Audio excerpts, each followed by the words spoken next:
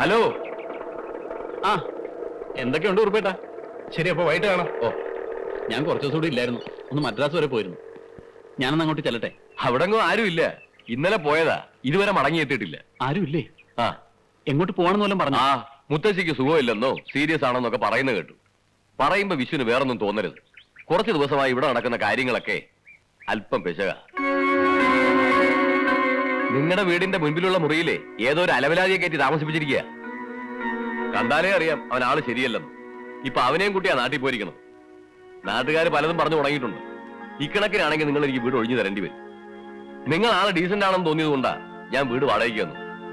ഇത്തരം ചുറ്റിക്കളികൾക്ക് വീട് വാടകയ്ക്ക് തരാൻ എനിക്ക് ബുദ്ധിമുട്ടുണ്ട്.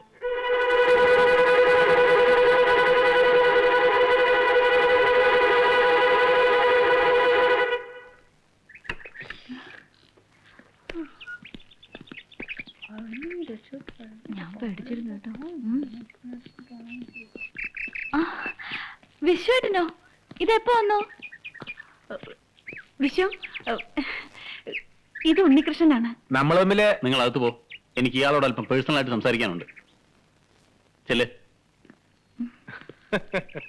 നല്ല ആളാ. ഇതെവിടെയായിരുന്നു ടൂറ്? ഭർത്താവ് എന്നൊക്കെ പറഞ്ഞാൽ കുറച്ചുകൂടെ ഉത്തരവാദിത്തങ്ങളൊക്കെ വേണം. ഞാനിവിടെ ഇല്ലാതെ കാണായിരുന്നു. ഒരു ആൾമാറാട്ടം നടത്തിയാണെങ്കിലും നിങ്ങൾ ഇവിടെ ഇല്ലാത്തതിന്റെ കുറവ് ആരും അറിയാത്ത രീതിയിൽ ഞാൻ മാനേജ് ചെയ്തിട്ടുണ്ട്. ആച്ചാ,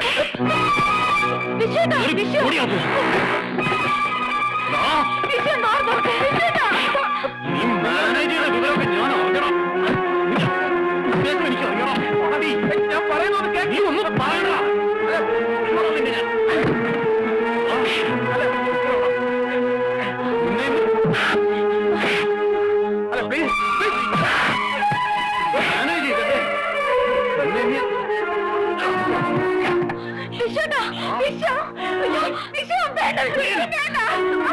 ഇനി പഠിക്കാതെ നിങ്ങൾ കാലുകുറ്റ കൊല്ലുവാണ് ഞാൻ.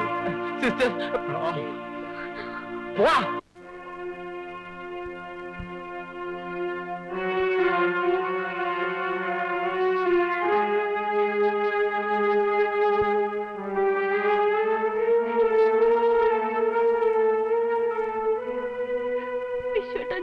മതി, കൂടുതലൊന്നും പറയണമെന്നില്ല. ഞാൻ ഇവിടെ ഇല്ലായിരുന്നപ്പോ എവിടെന്നോ വലിഞ്ഞു പറയുന്ന ഒരുത്തനെ വീട്ടിൽ കയറ്റി താമസിപ്പിക്കുക, ഭർത്താവാണെന്ന് പറഞ്ഞ് അവനെയും കെട്ടിയിരുന്ന വിളിച്ച് മുത്തശ്ശിയെ കാണാൻ പോവുക. ഞാനെന്നല്ല വേറെ ആര് കേട്ടാൽ ഇതൊന്നും സമ്മതിച്ചു തരാൻ പോണില്ല. എന്താ ഇത്? വെള്ളരിക്കാൻ പറ്റണം. നടന്നതൊക്കെ ഞാൻ വിശ്വനോട് പറഞ്ഞല്ലോ. ശരിയാ, തെറ്റ് തന്നെയാ. പക്ഷെ സത്യം തുറന്നു പറഞ്ഞ വിശ്വൻ എന്നെ മനസ്സിലാക്കുന്നു കരുതി. ഞാൻ വിശ്വ, മറ്റുള്ളവർ പറയുന്നത് കേട്ട് ഞങ്ങളെ തെറ്റിദ്ധരിക്കരുത്. അറിഞ്ഞുകൊണ്ട് ഒരു തെറ്റും ഞങ്ങൾ ചെയ്തിട്ടില്ല. ക്ഷമ ചോദിക്കാൻ പോലും അർഹതയില്ലെന്നറിയാം. എന്നാലും അതല്ല,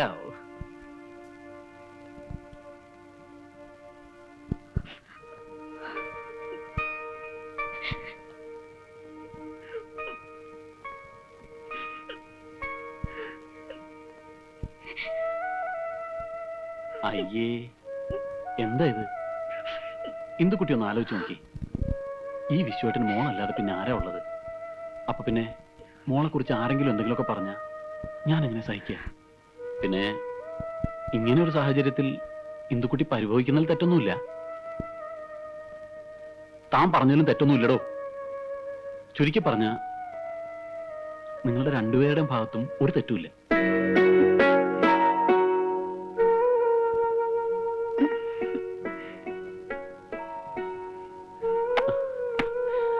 അതെ, ഒരു സന്തോഷ വാർത്തയായിട്ട് ഞാനിപ്പോൾ ലാൻഡ് ചെയ്തിരിക്കുന്നത്. മദ്രാസിൽ നിന്ന് ഫൈനാൻസ് എല്ലാം ശരിയായി.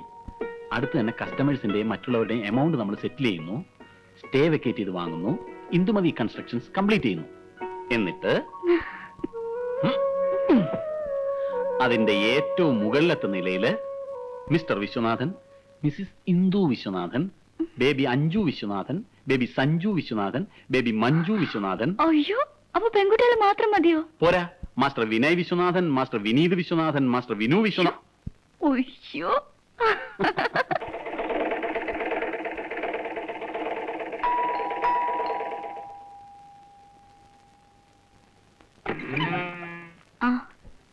വിഷുവിനല്ലേ എന്തോ? ഉണ്ട്. വിശ്വട്ടാ, ഇരിക്കൂ. ആ, നീയായിരുന്നോ? മദ്രാസിൽ നിന്ന് രാജേന്ദ്രൻ വിളിച്ചിരുന്നോ? വിളിച്ചിരുന്നു. എന്തായി? ആ മാർവാടിയിൽ നിന്ന് ഫൈനാൻസ് കിട്ടില്ലെന്നാ പറയുന്നത്. എന്താ കാര്യം? ഞാൻ ഡോക്യുമെന്റ്സ് എല്ലാം ശരിയാക്കിയിട്ടാണല്ലോ പോകുന്നത്. ഡോക്യുമെന്റ്സിന്റെ കാര്യത്തിൽ പ്രശ്നമൊന്നുമില്ല. സ്റ്റേ ഉള്ളൊരു പ്രോജക്റ്റിന് ഫൈനാൻസ് ചെയ്യാൻ അവർക്ക് ബുദ്ധിമുട്ടാണത്രേ. സ്റ്റേ ഉള്ള വിവരം അവരെങ്ങനെ അറിഞ്ഞു? ആരോ ഇവിടുന്ന് വിളിച്ച് മെസ്സേജ് കൊടുത്തിട്ടുള്ളതാ. എന്റെ ബലമായ സംശയം അവറാച്ചനാണെന്ന്. എന്തായാലും നീ വിഷമിക്കണ്ട, ഞാൻ ആ പൊതുവാളുമായിട്ടൊന്ന് സംസാരിച്ചു നോക്കട്ടെ. അയാളുടെ കയ്യിൽ 1-2 ഫൈനാൻസേഴ്സ് ഉണ്ട്, ഒന്ന് ട്രൈ ചെയ്ത് നോക്കാം. നീ ധൈര്യമായിട്ടിരി, എല്ലാം ശരിയാവുന്നേ. എനിക്കൊന്നൊരു അല്പം തിരക്കുള്ള ദിവസമാണ്. നമുക്ക് വൈകിട്ട് കാണാം.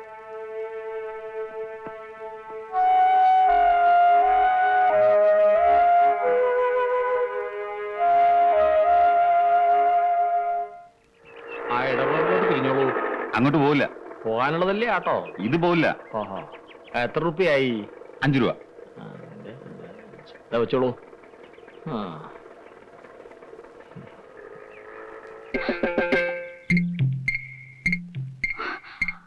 അയ്യോ അയ്യോ, ആരാ? അവറാച്ചനോ കസ്റ്റമേഴ്സോ? ഗുരുക്കളമ്മാവൻ. ഞാനിതൊരു പുള്ളിക്കാരൻ നേരിട്ട് കണ്ടിട്ടില്ല. അയ്യോ, കാണാനോ? നല്ല കാര്യായി. ഉണ്ണികൃഷ്ണനിലെ വിശ്വാടൻ എന്നും പറഞ്ഞ്. എന്തു മോളെ? വിശ്വാസമില്ലേ മോളെ? ടൂറില്ല അമ്മാവ, 2 ദിവസം കഴിഞ്ഞേ വരൂ. ഇരിക്കമ്മാവ. ഇരിക്കാനൊന്നും സമയമില്ല. വക്കീലിനെ ഒന്ന് കണ്ടിട്ട് പോണ വഴിക്ക് ഇത്രടം വരെ ഒന്ന് കയറാമെന്ന് വെച്ചു. ഒരു സന്തോഷ വാർത്തയായിട്ടാണ് ഞാൻ വന്നിരിക്കണേ. ഗുരുക്കളമ്മാവന്റെ അന്നത്തെ നാടകം ശരിക്കും ഏറ്റു. അടുത്ത ആഴ്ച മുത്തശ്ശി ഇങ്ങോട്ട് വരണുണ്ട്. തറവാടൊഴികെ ബാക്കി എല്ലാ വസ്തുക്കളും വിൽക്കാൻ ഏർപ്പാട് ചെയ്ത് കഴിഞ്ഞു.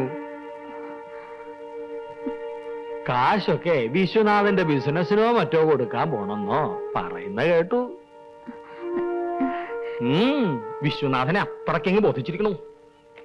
തൽക്കാലം നിങ്ങൾ ഇതൊന്നും അറിഞ്ഞതായിട്ട് മുത്തശ്ശിയോട് ഭാവിക്കണ്ട. അറിഞ്ഞത് എങ്ങനെയാണെന്ന് ചോദ്യം വരും.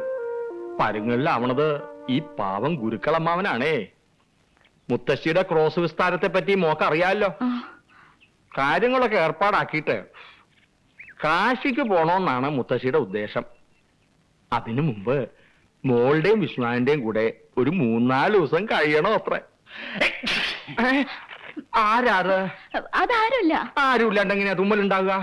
ആ, ഞാൻ പറഞ്ഞില്ലേ. ലതയാണമ്മാവ. ആഹാ, മോക്ക് അടിക്കടി ഇങ്ങനെ തുമ്മലുണ്ടാകാറുണ്ടോ? എനിക്കോ? ആ, തുമ്മലോ? ആ, നീ പാകത്ത് തുമ്മുന്നായിട്ടല്ലോ.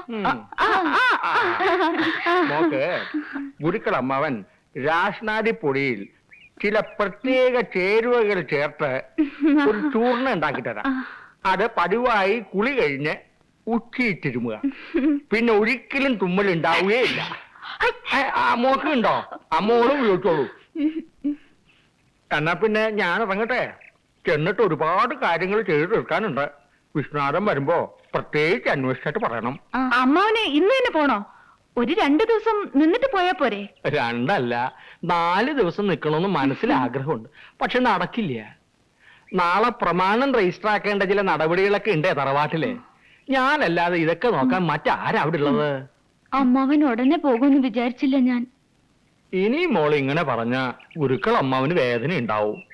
മോള് വിഷമിക്കാതെ മുത്തശ്ശിയും കൂട്ടി ഗുരുക്കൾ അമ്മാവൻ ഉടനെ ഇങ്ങ് എത്തും. പോട്ടെ. അമ്മാവ കൊട സഞ്ചി. തിരക്കിനിടെ ഞാനങ്ങ് മറന്നു. എന്താ കാണിച്ച വിശ്വേട്ടൻ? നിങ്ങളുടെ ഈ ടെൻഷൻ എനിക്ക് മനസ്സിലാകുന്നില്ല. അന്ന് ഉണ്ണികൃഷ്ണൻ എന്റെ വേഷം കെട്ടാനുണ്ടായ സാഹചര്യം മുത്തശ്ശിയെ പറഞ്ഞ് മനസ്സിലാക്കിയ പോരെ? അല്ല വിശ്വം, ഇന്ദു പറയുന്നതിലും കാര്യമുണ്ട്. ഇഷ്ടമില്ലാത്ത വിവാഹം നടന്നതിന്റെ പേരിൽ സ്വന്തം പേരക്കുട്ടിയുടെ മരണാനന്തര ക്രിയകൾ പോലും നടത്താൻ തുനിഞ്ഞ വാശിക്കാരിയ മുത്തശ്ശി. എന്നിട്ട് കഴിഞ്ഞതെല്ലാം മറന്ന് ക്ഷമിക്കാനുള്ള സന്മനസ് അവർ കാണിച്ചിരിക്കുന്ന ഈ അവസരത്തിൽ നമ്മൾ നടത്തിയതൊരു നാടകമാണെന്നറിഞ്ഞാൽ അവരെങ്ങനെയാവും പ്രതികരിക്കുമെന്ന് പറയാൻ പറ്റില്ല. ശരി, സമ്മതിച്ചു. അപ്പൊ എത്ര കാലം ഇതിങ്ങനെ ഒളിച്ചു വെക്കാവുന്ന? എന്നായാലും മുത്തശ്ശി ഇതൊക്കെ അറിഞ്ഞല്ലേ പറ്റൂ. സമയവും സന്ദർഭവും നോക്കി എല്ലാം തുറന്നു പറയുന്നതിന് ഞാനും വിചാരിച്ചിരുന്നേ. പക്ഷേ ഇത്രയും പെട്ടെന്ന് ഇങ്ങനെ ഒരു പരിപാടിയായിട്ട് മുത്തശ്ശി വരുമെന്ന് ഞാൻ കരുതിയതേ ഇല്ല. ഏറ്റവും വലിയ പ്രശ്നം അതൊന്നുമല്ല. വിശ്വത്തിന് കാശ് അത്യാവശ്യമായിട്ടുള്ള സമയമാണിത്.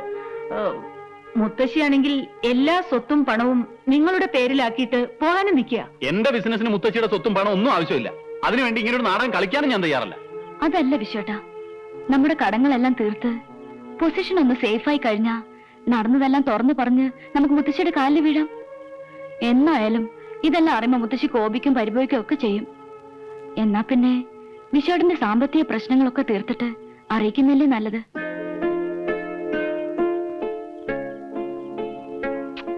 തൽക്കാലം ഒരു 4 ദിവസത്തെ പ്രശ്നമല്ലേ ഉള്ളൂ. കാശിന്ന് മുത്തശ്ശി മടങ്ങി വന്ന ശേഷം നമുക്ക് എല്ലാ സത്യങ്ങളും തുറന്നു പറയാം. ബെല്ലും ബ്രേക്കും ഇല്ലാത്ത അയാളെ കൊണ്ട് വേഷം കെട്ടിക്കാൻ താല്പര്യം ഉണ്ടായിട്ടല്ല, പക്ഷെ അതുകൊണ്ട് നമുക്ക് കിട്ടാൻ പോകുന്ന ഗുണങ്ങൾ പലതാ. അതിന് ഞാനിനി അയാളെ എവിടെ പോയി തപ്പും? അഥവാ കണ്ടുപിടിച്ചാൽ തന്നെ അയാൾ സമ്മതിക്കുന്നുള്ളതിന് എന്താണ് ഉറപ്പ്? ഇടിച്ചതിന്റെ ലിവറിളക്കി കളയും. പെണ്ണുങ്ങളെ കമലടിക്കുന്നോളാം. ഇങ്ങനെ പറയുന്ന ഒരു പോലീസുകാരനെ ഒരു മീശയില്ലാതെ സങ്കല്പിച്ച് നോക്കിയ സുഹൃത്തുക്കളെ, അതാണ് പറഞ്ഞത്. മീശ മീശ, വരേൻ മീശ, കൊമ്പം മീശ, കൊനസ്റ്റ് മീശ, പോലീസ് മീശ, പട്ടാള മീശ, കായംകുളം കൊച്ചുള്ളി മീശ. ബഹനോർ ഭായിയോ, ലേഡീസ് ആൻഡ് ജെന്റിൽമെൻ, തായ്മാർകളെ, തന്തമാർകളെ, സഹോദരി സഹോദരന്മാരെ, ജീവിതത്തിലും കലാരംഗത്തിലും ഒരുപോലെ ഉപയോഗിക്കാൻ പറ്റിയ വിവിധ തരം മീശകൾ നിങ്ങളുടെ മുമ്പിൽ ഇപ്പോൾ വെച്ചുകൊണ്ടിരിക്കുന്നത് പ്രൊഫസർ കാഞ്ചൻ ജഗ്ഗ.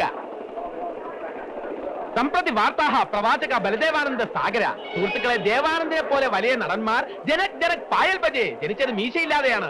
ദിൽഹേക്ക് മാൻതാ നഹീം. എന്നാൽ ദൈവത്തിന്റെ കൃപ കൊണ്ട് റോട്ടി കപ്പട ഓർ മകാൻ, ചെറിയ കപ്പട മഹാൻ മീശകൾ വച്ച് രുക്തര മത്തര സ്വന്തം രൂപം പോലും മാറ്റാൻ അവർക്ക് കഴിഞ്ഞു.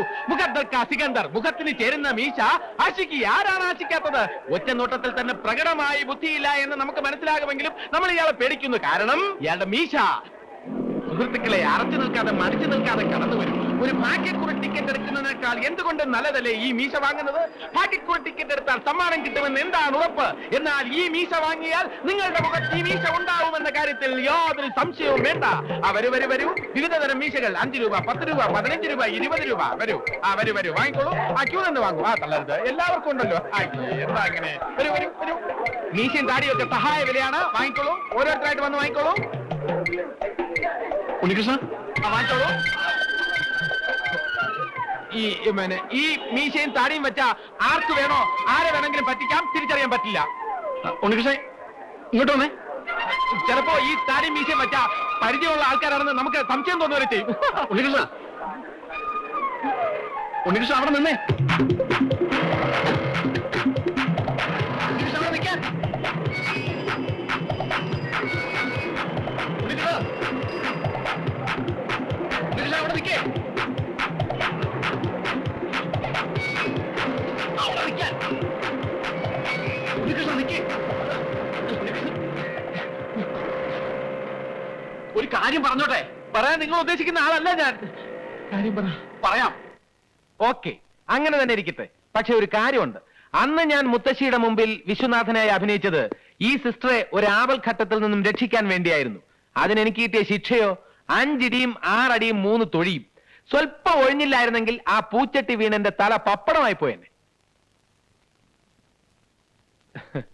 എന്നെ വേഷം കെട്ടിച്ചവർ എന്നെ കാലുവാരിയായിരുന്നു. അതവിടെ നിൽക്കട്ടെ. ഞാൻ പറഞ്ഞുകൊണ്ട് വന്നത്, ഇന്ന് ഞാൻ വിശ്വനാഥനായി അഭിനയിക്കുന്നത് കൊണ്ട് നിങ്ങൾക്ക് ധാരാളം ഭൗതിക നേട്ടങ്ങളുണ്ട്. So this is a business. അപ്പൊ എന്റേതും ഒരു ഫ്രീ സർവീസ് ആയിരിക്കില്ല. എനിക്കും വേണം കമ്മീഷൻ, ബ്രോക്കറേജ്, ലാഭവിഹിതം. തനിക്കിപ്പോ എന്താ വേണ്ടത്? മാന്യന്മാർ സംസാരിക്കുമ്പോൾ ഇടപെടരുത്. എനിക്കെന്താണ് വേണ്ടതെന്ന് നിങ്ങൾക്ക് കിട്ടുന്ന ബെനിഫിറ്റ് അറിഞ്ഞതിന് ശേഷമേ പറയാൻ പറ്റൂ.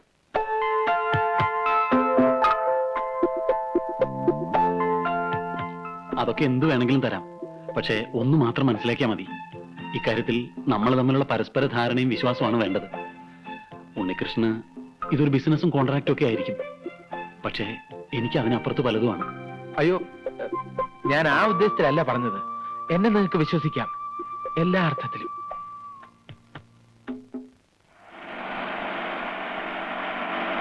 ഉടൻ നിർത്തിക്കോളൂ.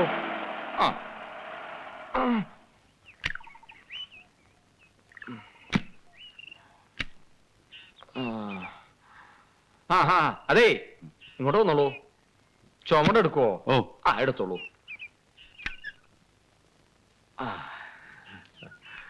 മുത്തശ്ശി, എന്നെ അനുഗ്രഹിക്കണം മുത്തശ്ശി. എന്താ തടി പോലെ നോക്കിക്കണേ? ഉമ്മർത്തോണ്ട് വെച്ചൂടെ? എന്താ ഒരൗൺസ് പഞ്ചജീര ഗുഡൌടിച്ച് കാറി കയറിയത് ഓർമ്മയുണ്ട്. ഇങ്ങ് വീടെത്തിപ്പോഴാ കണ്ണൂർന്ന്. ഞാൻ മത്തങ്ങ എടുത്തോട്ടെ. മുത്തശ്ശി വരുന്നത് പ്രമാണിച്ച് ഞാൻ ഓഫീസിൽ ചെന്ന് ലീവ് എടുത്തു. ഒന്നിനും ഒരു കുറവുണ്ടാകാൻ പാടില്ല. വന്നാട്ടെ.